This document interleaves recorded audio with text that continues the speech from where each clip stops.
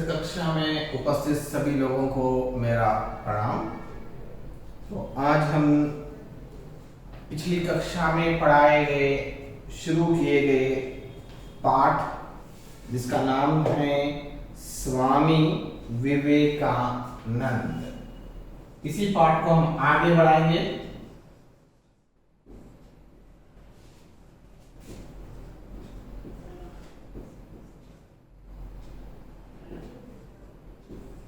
स्वामी विवेकानंद। तो पिछली क्लास में हम उनके जीवनी के बारे में, उनके लाइफ के बारे में, उनके सक्सेस के बारे में हम देख रहे थे। तो हमने देखा स्वामी विवेकानंद जी ने हमारे भारतीय संस्कृति यानी कि भारतीय गरिमा का जो ऊंचा स्थान दिलाया है वो आज भी हमारे लिए एक गर्व की बात है। स्वामी विवेकानंद, इनके बचपन का नाम, इनका असली नाम था नरेंद्रनाथ। क्या नाम था? नरेंद्रनाथ। बचपन से ही ये एक कुशाग्र बुद्धि वाले थे। कुशाग्र बुद्धि मतलब बहुत ही टैलेंटेड, बहुत शार्प माइंडेड थे और ये चाहते थे कि बड़े होकर वकील बने। क्या बनना चाहते थे? वकील बनना चाहते थे। और तेजस्वी, बहुत ही अट्रैक्टिव भी थे। इनकी मां चाहती थी कि वे एक अच्छा वकील बने और अपनी गृहस्थी का जीवन बिताए। लेकिन स्वामी विवेकानंद, इनके मन में एक आध्यात्मिक प्रश्न, स्पिरिचुअल क्वेश्चंस रेज होते गए जिसका समाधान ढूंढने निकले और इनके प्रश्नों का समाधान उन्हें प्राप्त हुआ रामकृष्ण परमहंस। रामकृष्ण परमहंस, वे उन्हें अपने गुरु मानने लगे और उन्हीं के यहां पर रहने लगे और उन्होंने अपने जीवन में सन्यासी का जीवन को, सन्यास को एक्सेप्ट कर लिया। तभी उनकी मां रामकृष्ण परमहंस के पास जाती है, उनसे रिक्वेस्ट करती है, देखिए स्वामी जी, मेरे बेटे को सन्यास ना दीजिए। तब रामकृष्ण परमहंस ने बताया कि आपका बेटा एक तेजस्वी है, आध्यात्मिक विचारधारा रखने वाला यानी कि स्पिरिचुअल थॉट्स रखने वाला व्यक्ति है। वो जिस मार्ग पर निकल गया है उस मार्ग को हम रोक नहीं सकते। विवेकानंद एक बहुत ही अच्छे तत्ववेत्ता थे, एक बहुत बड़े स्कॉलर थे वो। एक बार उनकी क्लास में एक पोएम चल रहा था जिसका नाम था एस्कर्शन। इस एस्कर्शन पोएम में शब्द आया था ट्रांस। कौन सा शब्द आया था? ट्रांस। तो प्रोफेसर को इस शब्द का अर्थ समझाने में कठिनाइयां हो रही थी, एग्जाम्पल्स देने में कठिनाइयां हो रही थी। तब स्वामी विवेकानंद ने उस कक्षा में बताया, ट्रांस इस तरह की अनुभूति है जो कि एक शुद्ध और पवित्र मन को होती है। ट्रांस एक ऐसा एक्सपीरियंस है जो केवल शुद्ध मन, प्योर हार्ट और पवित्र मन को होती है, जबकि चिंतनशील मन किसी एक विषय पर ध्यान अवस्थित या समाधिस्थ हो जाता है। जिसके मन में बहुत सारी चिंताएं, फिलॉसफिकल थॉट्स होते हैं, वो एक जगह पर जाकर उनका माइंड कंसंट्रेशन में लग जाता है। इसी प्रकरण में प्रोफेसर हैस्टिक ने दक्षिणेश्वर के रामकृष्ण परमहंस का जिक्र किया। उन्होंने उनके संबंध में कहा कि वे एक ऐसे व्यक्ति है जिनको उन्होंने समाधि की अवस्था में देखा है। उन्होंने बताया स्वामी को रामकृष्ण परमहंस के बारे में, उनकी ग्रेट पर्सनालिटी के बारे में, उनके सामने रखा, नरेंद्रनाथ के सामने। कुछ और तो विवेकानंद ने इस प्रकार सबसे पहले अपने गुरु का नाम सुना तो वहां पर पता चला रामकृष्ण परमहंस के बारे में, उनके ग्रेट स्पिरिचुअल थॉट्स के बारे में। तभी उसने डिसाइड कर लिया कि ये मेरे गुरु हैं। बीए की उपाधि प्राप्त कर लिया और वकील बनने की सोच रहे थे कि उनके एक चाचा उन्हें रामकृष्ण परमहंस के पास ले गए। नरेंद्रनाथ के जीवन में दिशा बदल गई, टोटल लाइफ चेंज। क्योंकि रामकृष्ण परमहंस जैसे व्यक्ति की खोज में निकले थे स्वामी विवेकानंद जी। अब उनकी जो डेस्टिनेशन था यहां पर आकर रुकने लगा, तो इसी तरह उन्हें प्रसन्नता हुई। अब नरेंद्रनाथ ने जीवन की दिशा बदल गई। 16 अगस्त 1886 को इनकी रामकृष्ण परमहंस जी की मृत्यु हो गई। उसके बाद में ये इतने नाम कमाया स्वामी विवेकानंद ने रामकृष्ण परमहंस के पास, उनका जो मिशन यानी कि मिशनरीज है,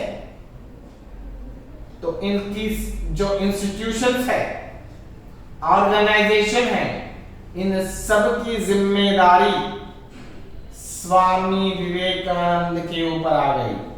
क्योंकि वे ही एक ऐसे व्यक्ति थे जो उस समय इन सभी चीजों का कार्य अपने कंधों पर लेकर आगे बढ़ सकते थे। अब उसके बाद में उनका नाम विवेकानंद हो गया और उसके बाद वे कलकत्ता 1890 में कलकत्ता गए। कलकत्ता से बिहार, उत्तर प्रदेश और दिल्ली गए। दिल्ली से राजस्थान, गुजरात, महाराष्ट्र, कर्नाटका, केरल और मद्रास गए।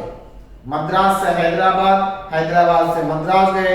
जब तक उन्हें कोई रेल का टिकट नहीं खरीद देता था वे पैदल यात्रा करते थे। देखिए, केवल पैदल यात्रा करते हुए निकल जाते थे। जब तक कोई इन्हें ट्रेन का टिकट खरीद कर ट्रेन में नहीं बिठा देता तब तक इनकी यात्रा पैदल ही चलती रही। हमारे देश के हर एक प्रांत में विभिन्न क्षेत्रों का इन्होंने पर्यटन किया, घूमे वहां पर। ये घूमने के लिए नहीं गए थे वहां पर, वहां के लोगों को ज्ञान देने के लिए, स्पिरिचुअल नॉलेज को बढ़ाने के लिए वहां पर गए थे। तो यात्रा 3 वर्ष तक करते रहे। उनसे जो लोग मिलते थे वे उनसे मिलकर उनकी आकृति, प्रतिभा, नाम और ज्ञान से बहुत प्रभावित होते थे। बहुत जितने भी लोग इस 3 साल इन 3 इयर्स में इनसे मिले, उनके इस पर्सनालिटी से, उनके इस वर्डिंग स्पीच से, उनकी बातों से बहुत इंस्पायर होते थे। आइडियोलॉजिकली बहुत इंस्पायर हुआ करते थे। जो लोग उनसे प्रश्न पूछते थे वे उनका उत्तर देते थे। कोई भी व्यक्ति किसी भी प्रकार का प्रश्न, हर एक प्रश्न का समाधान करने वाले थे स्वामी विवेकानंद। जो लोग उनसे अंग्रेजी, संस्कृत, बंगाली या हिंदी में उत्तर देते थे, जो उनको जो भाषा समझ में आती थी उस भाषा में वो प्रश्नों का उत्तर देते थे। कन्याकुमारी के 3 समुद्रों का संगम, बंगाल की खाड़ी, हिंद महासागर और अरब सागर, कन्याकुमारी के समुद्र में एक शिला है। इस शिला पर भारतवर्ष की ओर मुख कर वे खड़े हो गए। उन्होंने भारतवर्ष पर दृष्टि डाली। उन्होंने भारतवर्ष की ग्रामों का स्मरण किया जो कि घोर अज्ञान दरिद्रता के चुंगल में फंसे हुए थे। तो वो इन समुद्र के जो पहाड़ हैं उन पहाड़ों के ऊपर खड़े रहकर वहां पर हमारे देश के गांव को देखा। उन गांव में यह पता चला कि गांव कितने बैकवर्ड है, कितने पिछड़े हैं, अज्ञानता में डूबे हैं और प्रत्येक दृष्टि से दुर्बल और असहाय है। These are very weak and helpless. उन्होंने वहां खड़े होकर इस बात का अनुभव किया कि हमारे देश में धर्म की कितनी आवश्यकता, जितनी की शिक्षा और आर्थिक उन्नति की है। तो उसे देखकर समझ में आ गया आज हमारे देश का सिचुएशन ऐसा है, इस देश में धर्म की शिक्षा की उतनी आवश्यकता नहीं है, उतनी जरूरत नहीं है। उससे पहले लोगों में क्या है, शिक्षा और आर्थिक उन्नति होनी चाहिए। They should be educated and they should be economically develop होना चाहिए। जब ये लोग इकोनॉमिकली डेवलप होंगे तब इस प्रकार से हम लोग सोच सकते हैं। और यह संकल्प उन्होंने उसी शिला पर खड़े रहकर एक संकल्प किया, डिसाइड किया। क्या किया उन्होंने कि भारतवर्ष के इन दीन परिस्थितियों में से निकलने का प्रयत्न करेंगे। कन्याकुमारी के समुद्र में यह शिला विवेकानंद शिला, यानी कि उस शिला को एक नाम रखा गया। उस शिला का नाम है विवेकानंद शिला। क्या नाम रखा गया? विवेकानंद शिला के नाम से एक प्रख्याति मिली, एक फेमिलियरिटी मिली। उन्हें जापान के रास्ते अमेरिका जाने के लिए कुछ धन का प्रबंध कर दिया।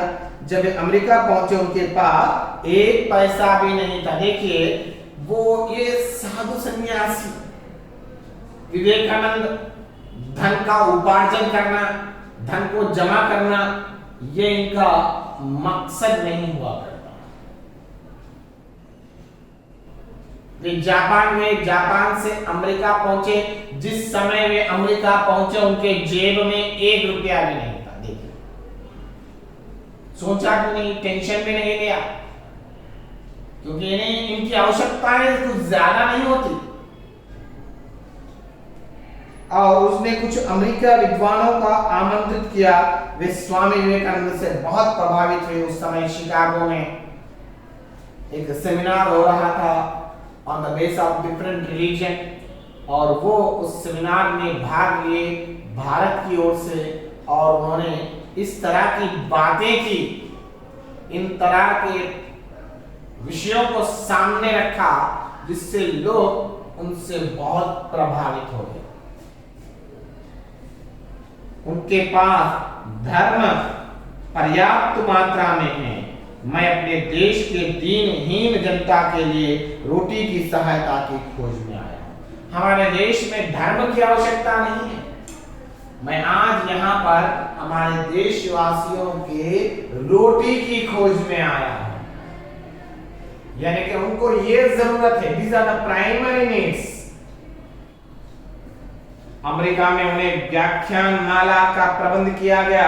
विवेकानंद ने व्याख्यानों में अमेरिकी लोगों को वेदांत तत्वों को समझाने का प्रयत्न किया। तब उनके उस स्पीचेस को सुन के लोग इतने इफेक्ट हो गए। In different places of America they started conducting the meetings. उन्हें इनवाइट करने लगे और वो वहां पर जाकर हमारी संस्कृति की शिक्षा देने लगे। और वेदांत की दृष्टि में स्त्री और पुरुष में कोई भेद नहीं। अमेरिका की स्त्रियां उस समय पुरुषों के समान अधिकारों को प्राप्त करने का प्रयत्न कर रही थी। वेदांतों में बताया गया है स्त्री और पुरुष दोनों समान हैं। Both of them have equally importance. उस समय अमेरिका में स्त्री अपने राइट्स के लिए लड़ रही थी। उन पर उनके व्याख्यानों का बहुत प्रभाव पड़ा। वे कहते थे कि धर्म के अंतिम उद्देश्य परमात्मा की अनुभूति है। What is the main M of the religion is परमात्मा को प्राप्त करना। यही हर धर्म बोलता है। धर्म कहता है परमात्मा की प्राप्ति। वे धर्म एक महान अनुभूति समझते थे। उन्होंने धर्मों की अद्वैतता, संकीर्णता और सामाजिक विषमता को दूर करने का प्रयत्न किया। लोग जिस प्रकार से धर्म का डेफिनेशन समझते थे, इस बात को उन्होंने साफ साफ समझा दिया कि लोग जो धर्म के बारे में नैरो माइंडेड थे, उनके विचारों में धर्म को एक ब्रॉड माइंडेड के रूप में प्रेजेंट किया गया। धर्म का उद्देश्य ये नहीं, धर्म की सोच ये बात है। यह सत्य है कि भारतवर्ष को प्रेम करता हूं, परंतु प्रतिदिन मेरी दृष्टि अत्यंत स्पष्ट होती जा रही है। एवरीडे मेरी जो सोच है, धीरे धीरे मेरा नॉलेज बढ़ता जा रहा है। I am also getting lot of experience कहकर कौन? स्वामी विवेकानंद जी ने कहा, हमारे लिए भारतवर्ष, इंग्लैंड और अमेरिका का क्या अर्थ है? हम सब एक परमात्मा के सेवक हैं। We have given the name of the places as the name of the countries, Bharat, America, England, लेकिन हम सबका एक ही उद्देश्य है। हम सबका एक परमात्मा। हम सब क्या है? हम सब उस परमात्मा के सेवक हैं। We are the servant, we are the slaves of the Creator. हमें गलती से मनुष्य कहा जाता है। उन्होंने अपने एक और पत्र में लिखा कि यूनिवर्सलिटी स्थापित हो, यानी कि वी शुड बी यूनिवर्सल। हमारी जो सोच है केवल यहाँ तक ही लिमिटेड ना होकर पूरे वर्ल्ड के बेटरमेंट के बारे में सोचना, वर्ल्ड के ब्रदरहुड के बारे में सोचना है। आपको किसानों, श्रमिकों और धनिकों में वर्गवाद को उत्पन्न नहीं करना चाहिए। They should not show any kind of difference between farmers, hard workers and wealthy people. इसकी ओर उन्होंने अपने जोर दिया। स्वतंत्रता विकास की पहली शर्त है। If you want freedom, freedom का पहला मेन पॉइंट होना चाहिए development. We are getting the freedom. What is the use after getting we are unable to develop? हमें डेवलपमेंट होना चाहिए। विवेकानंद का विचार था, हजारों भारतीयों को विदेशों की यात्रा करनी चाहिए। विदेश जाएं और विदेश के लोग भारतवर्ष आए। हम चाहते हैं कि Indian should come to the foreign country and foreigners should come to our country also. हमारे भारत देश को आए ताकि एक दूसरे में भाईचारा बढ़े। सोच, विचार, ये सभी चीजों में चेंजेस आने चाहिए। वेदांत या सर्वैकता को धर्म बनाना चाहते थे। जिस प्रकार गांधी जी ने सर्वोदय समाज की स्थापना की थी, उसी प्रकार विवेकानंद सर्वैकता को व्यापक धर्म बनाना चाहते। He wanted to make a religion that should be what? सर्वैकता, यानी कि total world is one। हम एक ही चीज पर खड़े रहना चाहिए, वर्ल्ड ब्रदरहुड। मनुष्य मनुष्य में और प्राणी प्राणी में किसी प्रकार का भेद नहीं होना चाहिए। They should not have any kind of differentiation between the human being. हम सब मानव है। लोग क्या करते हैं, एक इंसान को देखकर उसकी डिफरेंशिएशन शुरू करते हैं। उसे देखकर समझते हैं वो कौन से प्रांत का है, उसका धर्म क्या है, उसकी जाति क्या है। इस बेस पर हम लोग उसे डिवाइड करने लगते हैं। लेकिन मानव को यह सोचना चाहिए, बिफोर ऑल दिस थिंग्स, इन सब चीजों से पहले वो एक मानव है, ह्यूमैनिटी। इन सब चीजों के बारे में सोचना है, विचार करना है।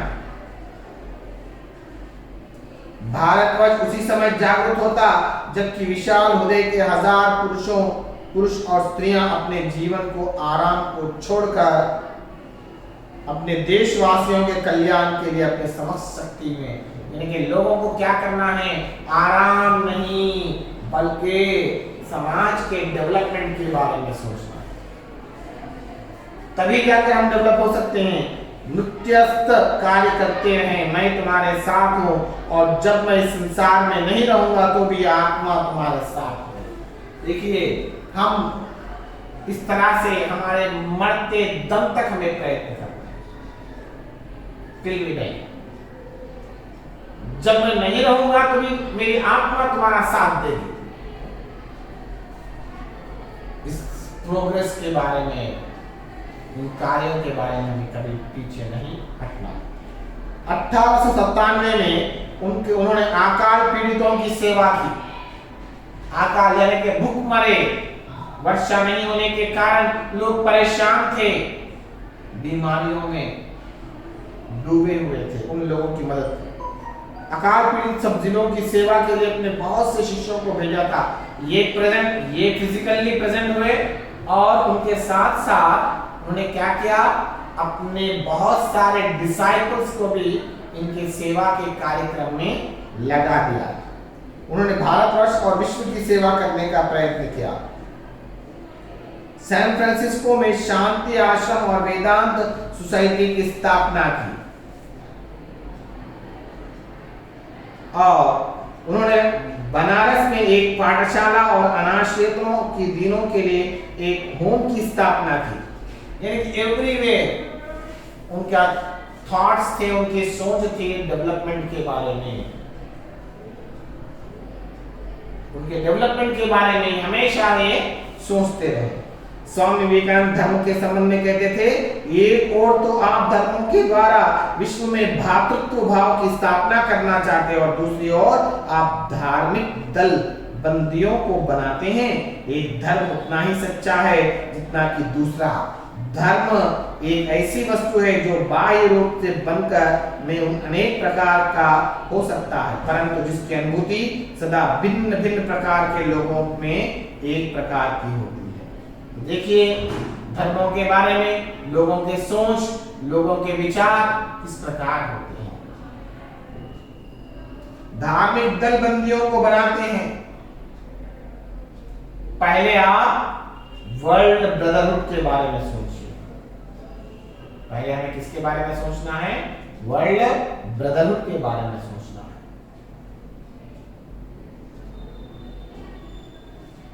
उनके विचारों के बारे में सोचना है। हमारी शिक्षा एक सूचना मात्र नहीं होनी चाहिए। और education should not be just informative, just हमें इंफॉर्मेशन नहीं।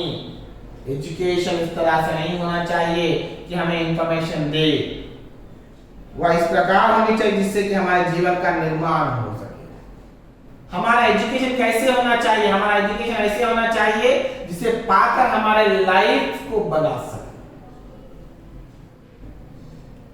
और हमारी मानवता का चरित्र का निर्माण कर सके। We should build a humanity character. Education ऐसे होना चाहिए, जस्ट इंफॉर्मेशन है, इंफॉर्मेशन हम आपको दे रहे हैं, पास कर रहे नहीं, इस तरह एजुकेशन नहीं होगा।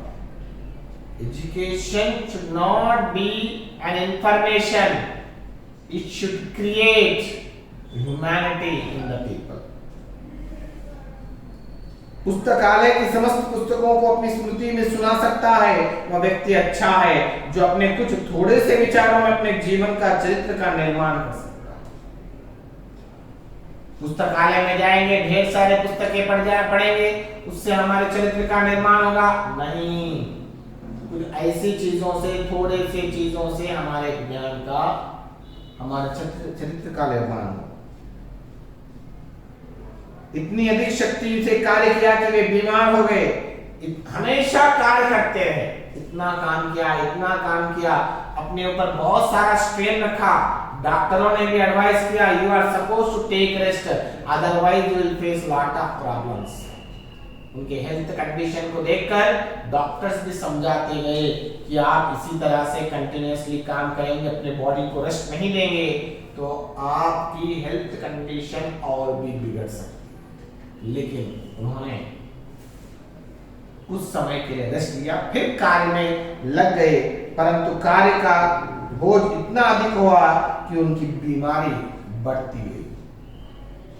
बहुत ज्यादा वर्कलोड होता गया, बॉडी को रेस्ट नहीं मिल रहा था। लोगों की सेवा करना, शिष्यों के सामने बैठकर घंटों घंटों व्याख्यान करना। सन 1902 में जुलाई का महीना था। प्रातः काल में समाधिस्थ थे और उनके पश्चात उन्होंने नए विद्यार्थियों को संस्कृत पढ़ाई। दोपहर में वे फिर समाधिस्थ हो गए। सायंकाल उन्होंने थोड़ा सा भ्रमण किया। लौटकर वे प्रार्थना करते हुए समाधिस्थ हो गए। रात को 9 बजे उनकी आत्मा ने देह को त्याग कर दिया। 1902 में जुलाई का महीना था। सुबह उठे, समाधिस्थ हो गए, यानी कि योगा में रह गए। फिर शिष्यों के सामने बात की, उसके बाद थोड़ी देर टहला, दोपहर हो गया और सायंकाल को थोड़ा सा फिर स्मरण किया और रात के 9 बजे उनका शरीर से आत्मा निकल गई, यानी कि उनकी मृत्यु हो गई। 40 वर्ष जीवित रहे, परंतु इस थोड़े से समय में इतना अधिक कार्य कर गए जितना कि बड़ी आयु के लोग भी नहीं कर सकते। केवल 40 इयर्स उनकी लाइफ था, लेकिन इस छोटे से स्पैन में भी उन्होंने बहुत बड़ा काम किया। जो लोग कई साल जीवित थे, 90 साल, 100 साल, ऐसे व्यक्तियों ने भी अपने जीवन में कुछ खास डेवलपमेंट नहीं किया जितना इन्होंने किया। जब भारतवर्ष को महानता का वर्णन करते थे, उनको अपनी आत्मा में एक महान हर्ष और उल्लास का अनुभव होता था। जब भी ये हमारे भारत देश के बारे में, उनके गुणों के बारे में बताते थे, उनके दिल में बहुत से खुशी उत्पन्न होती। ये समस्त विश्व को एक समझते थे। उनके वेदांत सर्वैकता की स्थापना करना चाहिए। मैं अनुभव करता हूं कि मुझे प्रत्येक के कल्याण की कामना करनी चाहिए, मुझे प्रत्येक के प्रेम करना चाहिए और प्रत्येक को अपना हृदय से लगाना चाहिए। देखिए, इस प्रकार सोचते हैं। यही हमारा पाठ, जिसका नाम है स्वामी विवेकानंद। अगली क्लास में एक पाठ हम पढ़ेंगे।